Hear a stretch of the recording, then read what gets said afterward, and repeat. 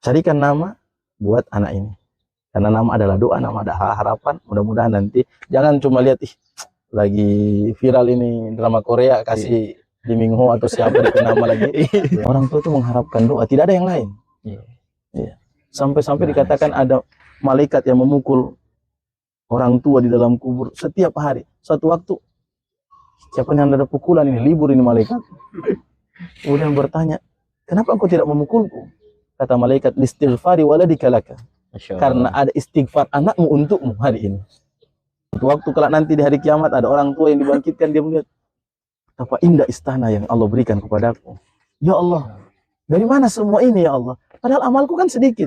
Kata Allah, betul amalmu sedikit, tapi anakmu yang senantiasa beristighfar untukmu, anakmu yang senantiasa mendoakanmu, yang menjadikan semua ini. Inilah anak yang berbakti sesungguhnya, bukan hanya di dunia, di akhirat pun bisa dibanggakan oleh orang tuanya. Anak TK dikasih pakai jilbab rapi, ya, pergi ke TK, diantar sama mamanya tidak pakai jilbab, pakai jalan pendek lagi. Allah. Sampai menikahkan sekalipun, menikahkan jangan tunggu bekerja kuat. Nanti so kita kumpul itu doi baru masih kecil kok semua kawin dan seterusnya. Hati-hati. Orang dia ini anak masih kecil tiba-tiba pulang semua anak kecil. Ya, tetapi didorong untuk cari kerja. Kenapa? Kata orang tua, jangankan kamu anak saya yang menikah karena ingin selamat dari pergaulan, orang lain saja masih wajib kita bantu kok kalau kita punya.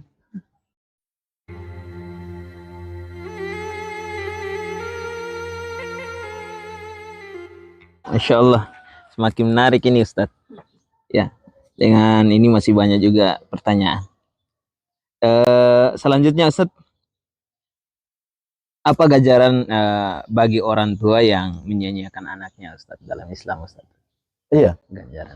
Ganjaran bagi orang tua yang tidak peduli sama anaknya, tidak mendidik anaknya, maka tentunya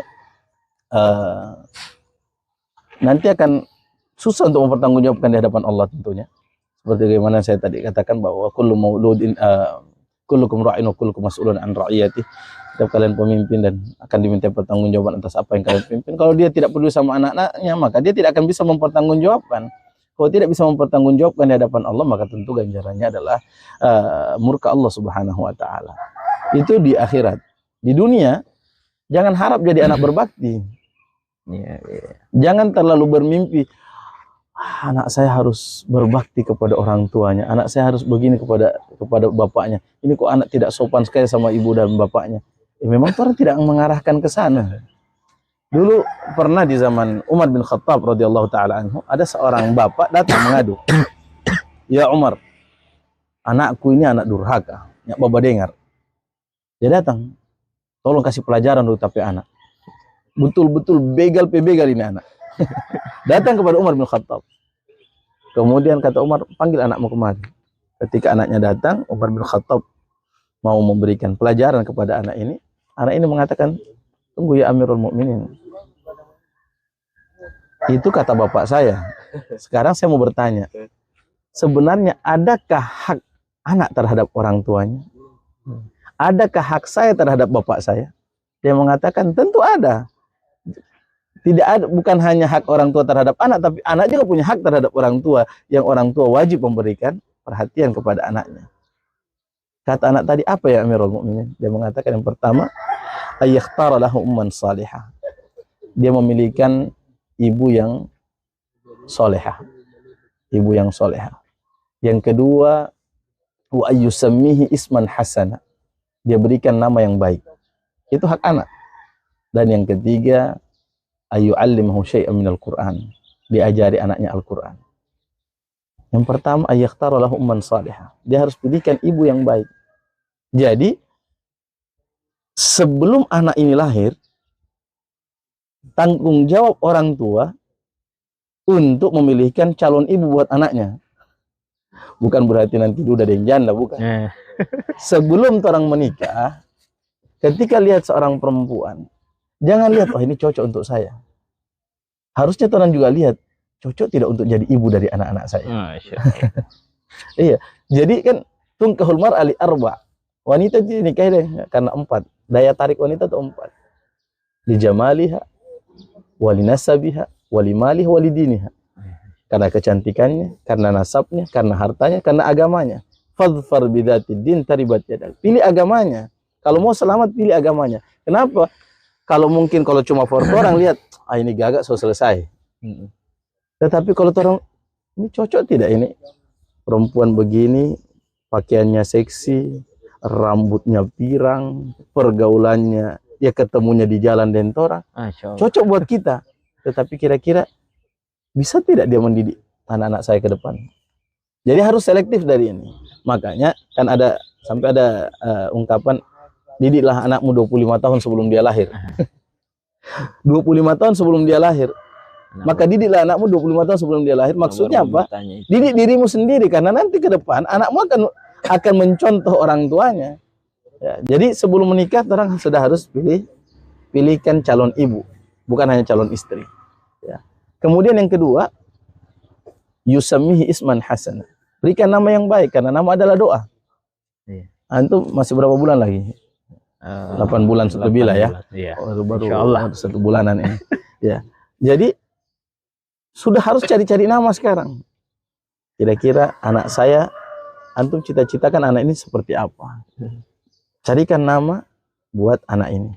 Karena nama adalah doa, nama adalah harapan. Mudah-mudahan nanti jangan cuma lihat lagi viral ini drama Korea kasih Lee Min Ho atau siapa di nama lagi ya, atau pas nanti lahir Piala Dunia baru lewat ini kasih nama pemain bola.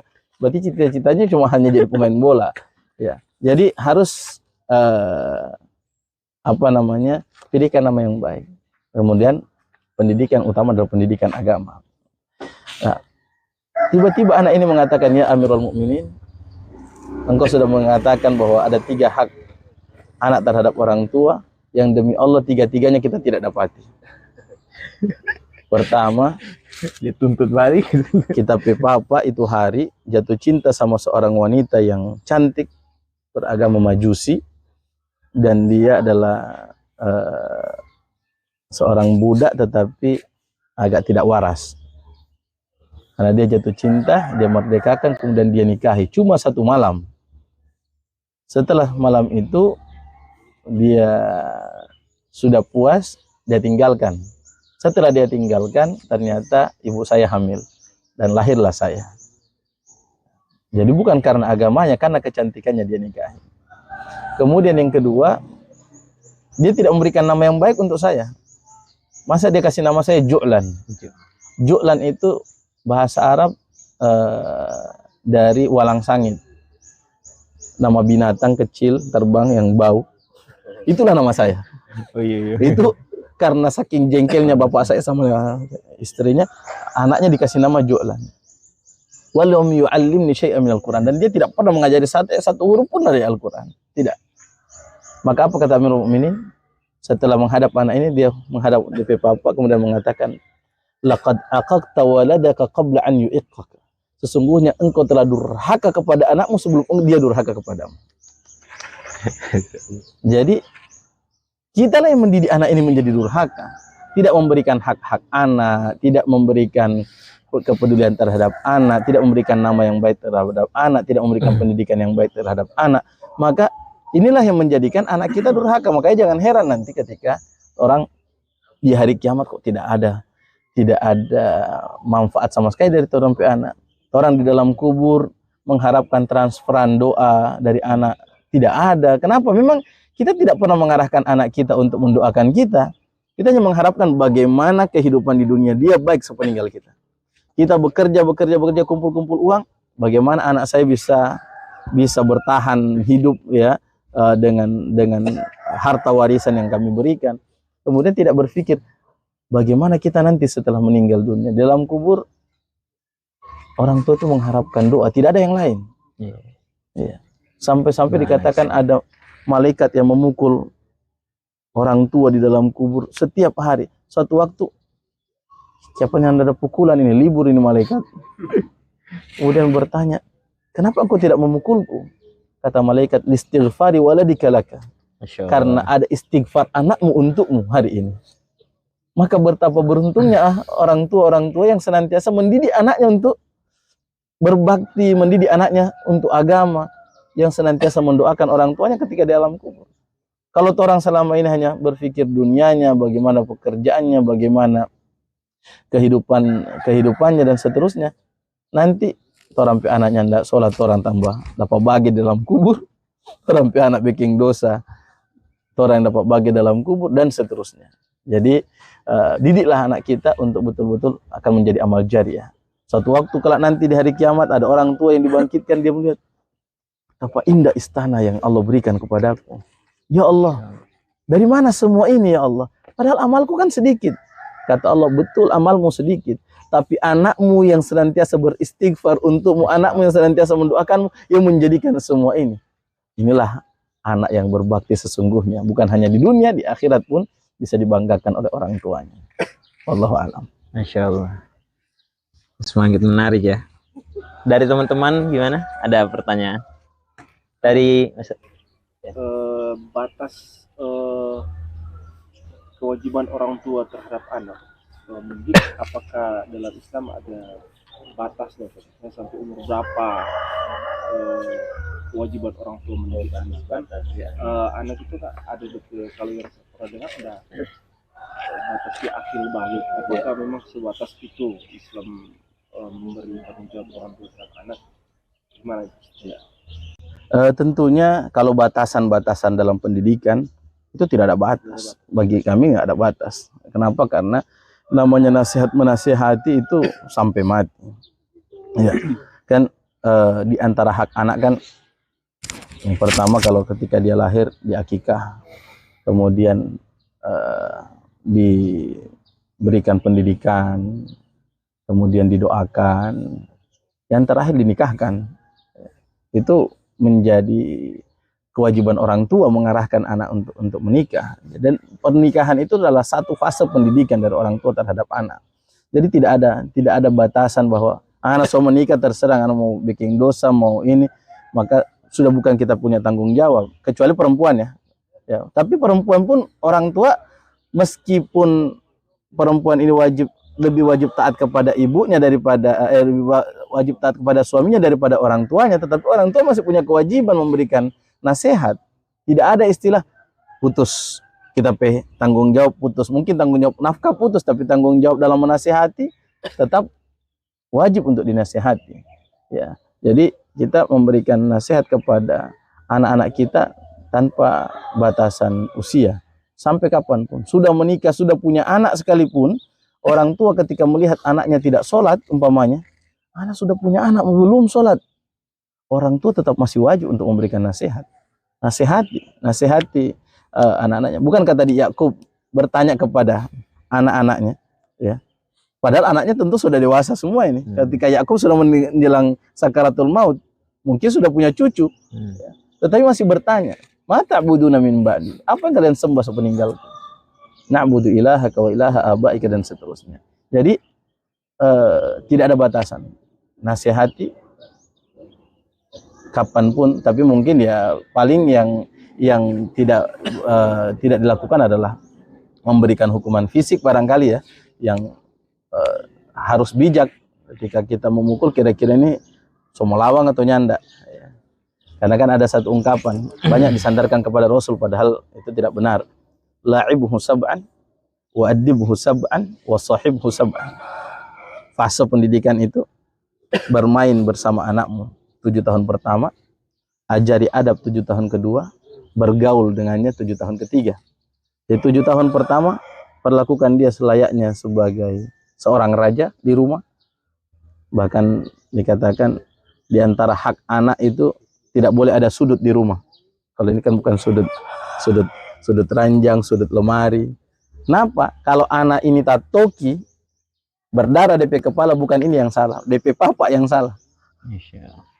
Kalau dia sampai berdarah karena ada sudut di dalam rumah, maka orang tuanya yang salah. Kenapa? Hak anak ini bermain layaknya raja, tidak boleh ada ini. Kalau ada dia pegang pisau kemudian dia iris DP tangan, bukan anak ini yang salah, dia adalah raja. Orang tuanya yang salah yang meletakkan pisau sembarangan. Jadi dia adalah raja yang wajib untuk dilindungi, wajib untuk dilayani ya, dan dihindarkan dari semua masalah-masalah di dalam rumah tangga.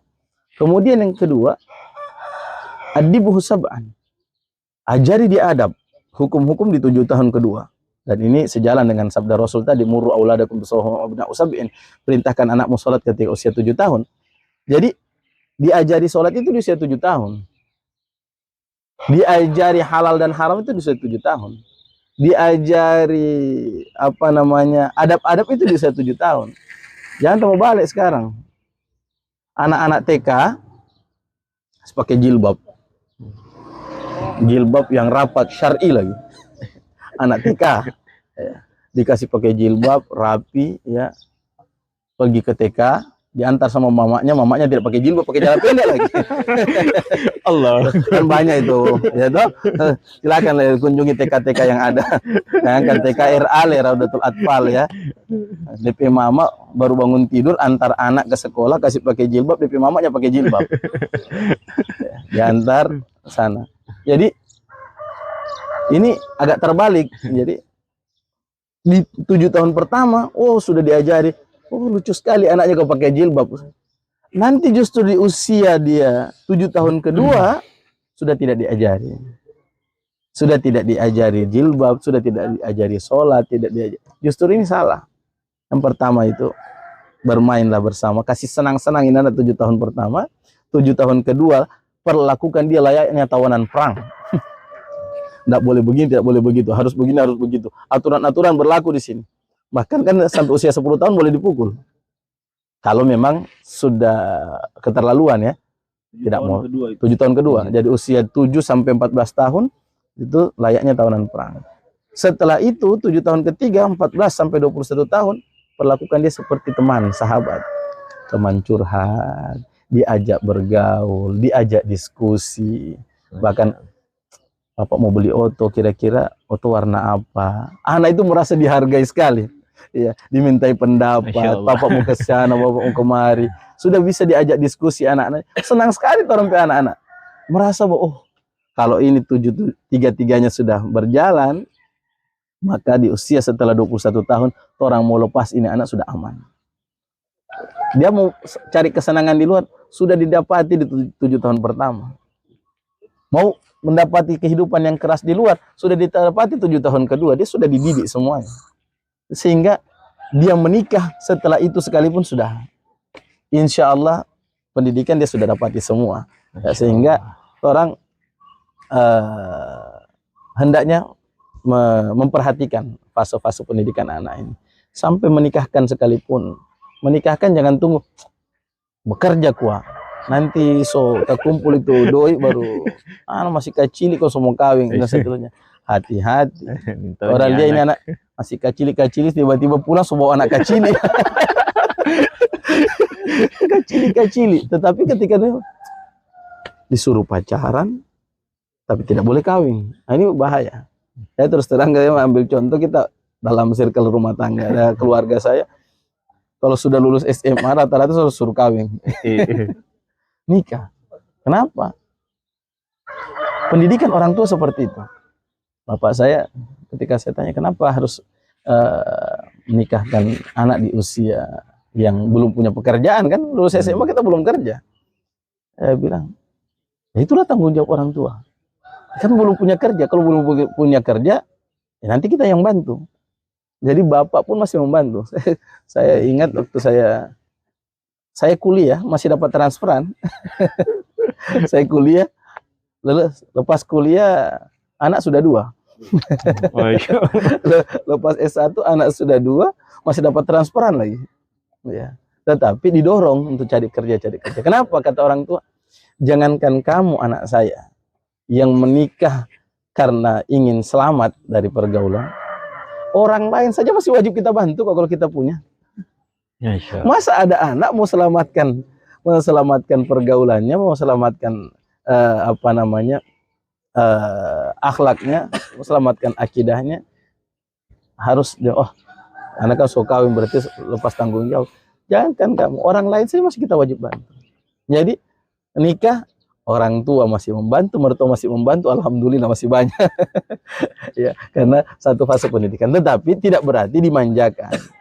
Dikasih seperti ini, dicarikan pekerjaan. Dikasih seperti ini, diarahkan, coba ngana ke sana, coba ngana ke sana, tetap. Dan setelah itu, alhamdulillah setelah orang menikah, orang punya pekerjaan, baru orang membalas apa yang orang tua telah berikan dulu.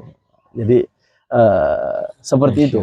Jadi tidak ada istilah bahwa sudah menikah putus tanggung jawab. Karena tanggung jawab jangankan kepada anak, kepada sesama muslim sekalipun, man ra'a minkum munkaran falyughayyirhu biyadihi. Fa illam yastati' fa bilisani, fa illam yastati' fa biqalbi wa dzalika adhaful iman. Siapa yang melihat kemungkaran, maka rubah dengan tangan.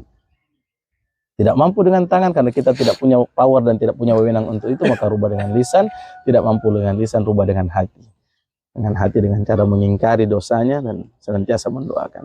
Nah, kalau orang tua tentu masih bisa merubah dengan tangan. Anak-anaknya jangan begitu, harus begini, harus begini. Masih bisa merubah, maka masih ada kewajiban orang tua untuk mendidik anak-anaknya. Insya Allah. Wallahu a'lam bishawab. Ada lagi, Mas Reji?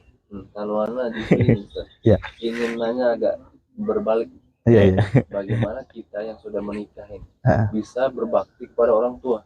Oh. Karena Ana agak khawatir nih gimana ya berbakti kepada orang tua ini kan? Karena kan apalagi kan sebagai suami ini tentu harus berbakti sama ibu kayak gitu kan? Iya, iya. Sementara kan istri juga ada anak-anak juga. Iya, Bagaimana manajemen waktunya dan bagaimana kita agar bisa menjadi apa ya? Anak yang berbakti itu. Kadang-kadang anak juga bingung juga nih, gimana ya cara sebagai berbakti? Apakah kita kasih uang kepada orang tua kita itu berbakti atau bagaimana Ustaz? Masya Allah. Luar biasa. Khawatir luar biasa nih. Iya. Bakti kepada orang tua tentu tidak terbatas dengan doi, tidak terbatas dengan uang. Bakti kepada orang tua cukup membahagiakan orang tua. Apapun yang bisa membahagiakan orang tua adalah bakti. Jadi kalau orang tua butuhnya uang dan kita punya uang, maka kita berbakti dengan uang. Orang tua, jangan sampai ada orang tua yang terlilit utang, anaknya justru bergelimangan harta. Maka tidak ada istilah bahwa ini investasi untuk anak-anak saya, investasi untuk keluarga saya, tetapi orang tua kita terlilit utang, maka wajib hukumnya kita dahulukan orang tua daripada investasi. Wajib hukumnya kita dahulukan orang tua yang terlilit utang, orang tua yang membutuhkan daripada tabungan masa depan anak-anak. Kenapa? Karena apalagi seorang suami, namanya anak laki-laki, tidak ada batasan ketaatan itu terputus setelah menikah.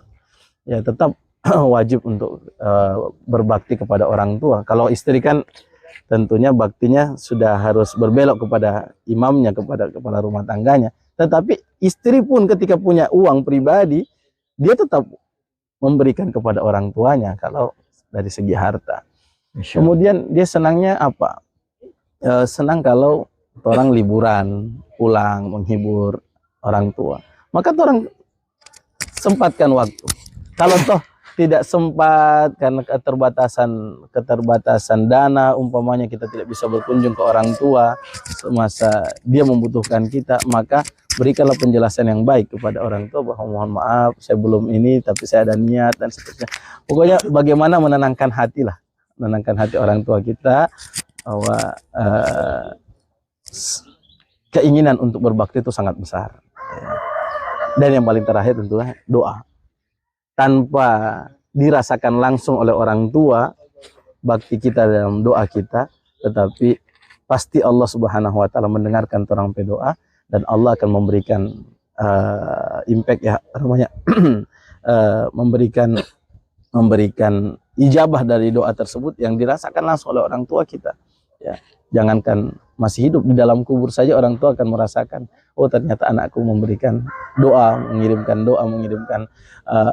transferan pahala buat orang tuanya. Maka insya Allah dengan cara seperti itu kita sudah berbakti. Dan kalau toh kan ada juga kadang orang tua yang tidak ngerti, tidak mau tahu, tidak mau ngerti, pokoknya anak kasih pak kita sekian umpamanya ya, ada memaksakan harus begini-begini, sedangkan itu di luar kemampuan kita, maka kembalikan bahwa Allah Maha Tahu. Allah Maha Tahu bagaimana torang peniat, Allah Maha Tahu torang pe kondisi, Allah Maha Tahu torang pe tekad untuk membahagiakan orang tua, namun Allah mentakdirkan kita tidak memiliki kemampuan ke arah sana. Mungkin seperti itu barangkali. Tetapi ya yang penting niatnya ingin membahagiakan dan ingin bakti kepada orang tua. Ya, Masya Allah. So, dulu terus komen dulu ya Iya. di Makassar. Orang nikah itu anak-anak SMA aliyah, kalau sudah kelas 2, kelas 3 aliyah, perempuan belum nikah sudah mulai was-was. Dan apakah terhenti pendidikannya? Tidak. Bahkan kalau sudah mau ujian, itu bawa anak. Masya Allah. Titip sama adik kelas, dengan dulu tapi anak kita mau masuk ujian dulu. Sampai seperti itu. Akhirnya sempat saya kemarin kritisi masalah undang-undang anak. Ya, anggaplah bahwa itu hasil penelitian ya, tetapi saya katakan jangan sampai ada bagian daripada khusus fikir, invasi pemikiran. Yang pertama, dibatasi, tidak boleh nikah dini. Laki dan wanita harus di atas 19 tahun. Iya. Tetapi difasilitasi untuk bikin dosa. Ketika pacaran dianggap hak milenial, seks bebas dianggap hak asasi manusia, dianggap bahwa pacaranlah, berzinalah, tapi jangan menikah. Nah ini kan bahaya ini. Sempat saya ngurus, sudah lulus ya, sudah lulus nikah. Kita mau nikahkan sesama mereka anak santri. Anak santri baru usia 17 tahun, putri. Kita urus surat nikahnya. Katanya, oh tidak, belum boleh, karena ini di bawah umur. Terus solusinya apa? Solusinya dua. Satu ke pengadilan, atau yang kedua ke rumah sakit, yang rumah sakit pemerintah, yang bikin surat keterangan bahwa anak ini sudah salah. Ya Allah. Berarti boleh menikah, yang penting tak salah dulu.